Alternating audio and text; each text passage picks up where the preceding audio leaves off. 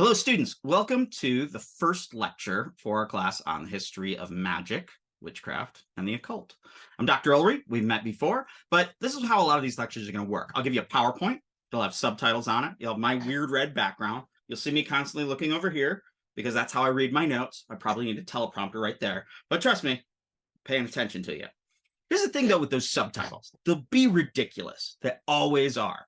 However, students find them really useful for going back and they want to remember like a section or they want to revisit a section of the video, and they'll use the subtitles to scroll and find the right spot. I've had a lot of students tell me that's useful. As to the lectures, you need to figure out the best way for you to incorporate these lectures into your retentive learning space. Do you need to do the reading first? I recommend doing the reading first, but some students find doing the reading later is really helpful. I always recommend before you do any component of one of these modules that you read through the assignments so you know what you're looking for as you watch the video and whatnot. So let's get going and welcome to day one. Here we go. Very excited. The ritual space where I share screen, sharing screen, starting subtitles. Today's lecture is Religion, Magic, and Society. I'm going to try to get through it kind of quickly. I do speak sort of fast. Like I said, ADHD, a little neurotypical here. And we have a lot of information today because we're front loading.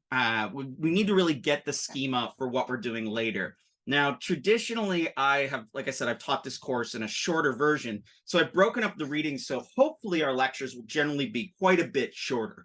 This one might go a little bit long, but know that I aim for about 40-minute lectures per module. Okay, so religion, magic, society. Okay, so this course is housed in religious studies because its main concerns are religious themes. The disciplines that we use in this class, however, are going to be varied. You have the classics, you have literary analysis, you have anthropology, you have sociology, and more. All of these disciplines are used to interpret religion. But what is religion in the first place? And here I am drawing from Russell McCutcheon's writing on what religion versus theology. So what is religion? Religion is, and this is my definition I use a lot, I'm pulling it from Milford Spiro. Religion is the culturally constructed means and methods for interacting with culturally constructed invisible beings. Other definitions involve religions are ways of approaching the paranormal. Religions are ways of building community. Religion is a myth-making force. So one of the things I think is the most interesting about religions, I think that characterize religions, are that you have these invisible beings and you transact with them. Transacting with these invisible beings is the absolute essence of religious action. Start thinking about that. What does it mean to pray? What does it mean to interact with God? What does it mean to go to a temple? What is it? It's a transaction. So think about how there are transactions there. Are you offering your grace? Are you offering money? Are you offering time? What are you offering? What are you getting back from these invisible beings? Religion is, in fact, the work of human agents and human cultures. We're not positing any extant spirit or God moving through human culture. You may believe in one, that's fine. But here in religious studies, we're looking at the human endeavor of creating these religious themes. We're looking at the evolution of human consciousness into these religious items. So as we're thinking about religion, we're not going to be thinking about what did God mean here. We're going to think about what did these human agents that wrote these texts or do these practices, what did they do? What do they mean? What do they feel? All scriptures, beliefs, and experiences are mediated by culture. Okay, so when we're looking at religion, we're looking at culture. I would argue that kind of the most representative thing about culture is religion. So all scriptures, beliefs, and experiences are mediated by culture, though they are consumed and experienced by people. So culture mediates, but the experiencers are human beings. Now, religion is a notoriously hard term to define. We do get the Latin religiare, meaning to bind or to pay close attention to.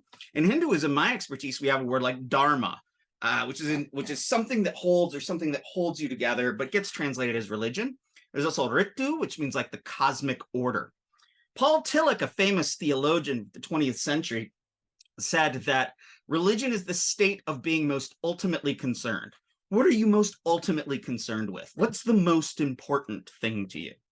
And then one of my favorite Sanskrit writers, Lee Siegel, he argues that religion is the super serious.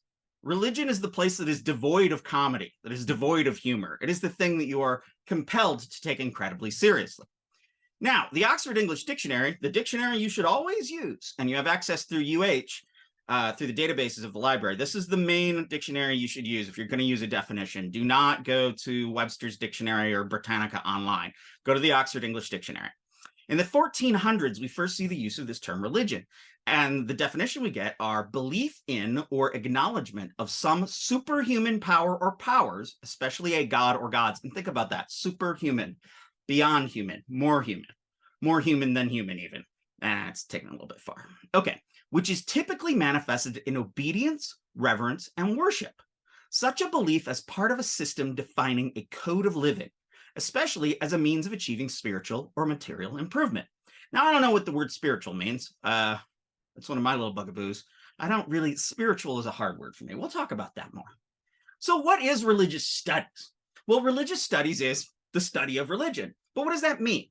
Well, what we do is we take a descriptive approach, and this is actually coming from linguistics, versus a prescriptive approach. A descriptive linguistic analysis of something looks at the way people speak and says, all right, good, let's describe that.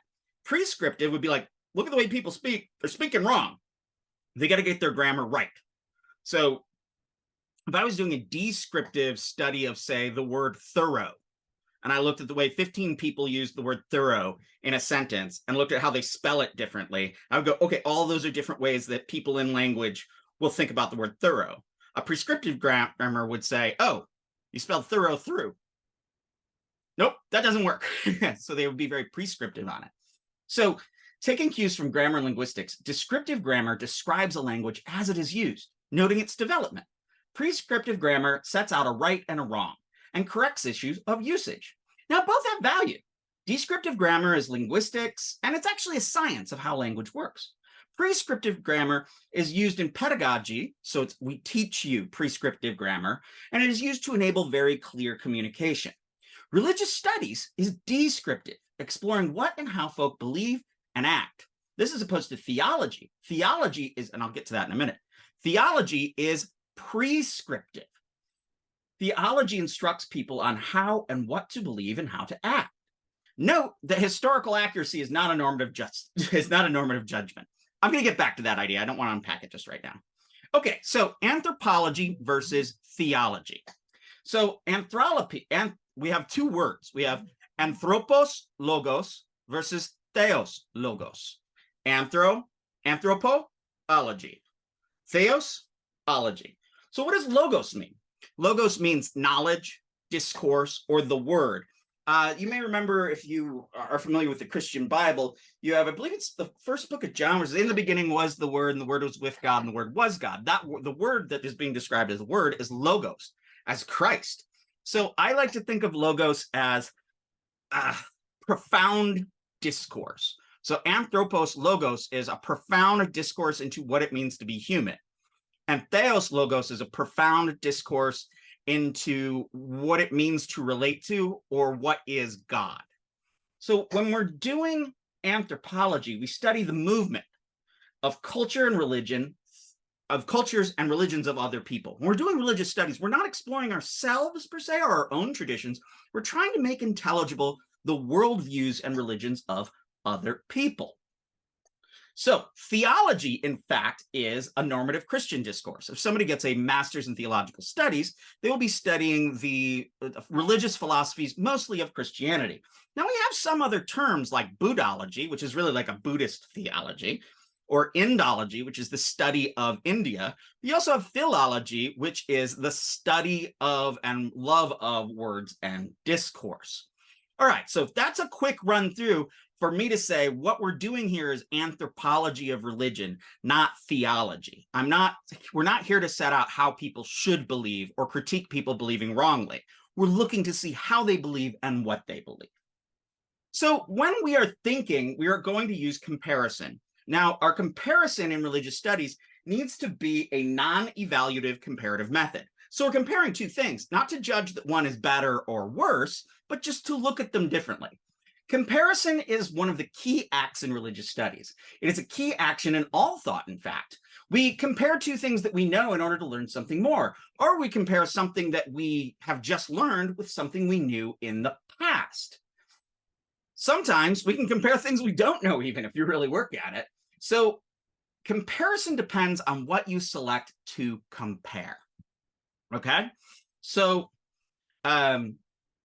let me see. Comparison depends on what you select to compare, but it must be an activity that mutually illuminates both elements and posits something new from the comparison. Look at an apple, look at an orange. I can go, one's red, one's green, or one's yellow, or one's orange, one's green, blah, blah, blah, blah, blah, but they're both fruit. So we learn something about fruits by that. That is the thing we learn when we compare. Both we see the apple more clearly and the orange more clearly, but we also understand more about fruits. We can posit what a fruit is. Okay, so how do we do comparison? So McCutcheon in our essay today argues that you make observable similarities and differences, and then posit why those similarities and differences arise. When you do comparisons, so often, especially if you're trained in high school, like the 5-paragraph essay, you say, this is this, this is this. They are the same, but they are different. Never say same, but different. When you do it, when you are making a comparison, it's not enough to just list the patterns. You have to make an argument. Yes, green, orange, but they're both fruits. So you have to say something. Now, there's another scholar named Jeffrey Kripal who teaches at Rice, and he argues that comparison has 4 steps. And we'll come back to this often because it's a quality method and avoids a lot of the pitfalls of same, but different, or they are different, but they are the same, which are arguments I never want you to make in this class. So how do you do comparison? The first thing you do is you negotiate the sameness and difference in a set of operations or in a set of observations. Sorry, that's observations. Negotiation of sameness and difference in a set of observations, of things you've observed. Then you identify patterns in that data set. So from looking at what you observed, you see some patterns. Then you construct a classificatory scheme to organize that pattern. So what does that mean? You would look at all these patterns and you'd say, okay, well, I've got all these patterns. Let me organize them together in a way that shows me something. And finally, you posit a theory to explain the patterns. Most students fail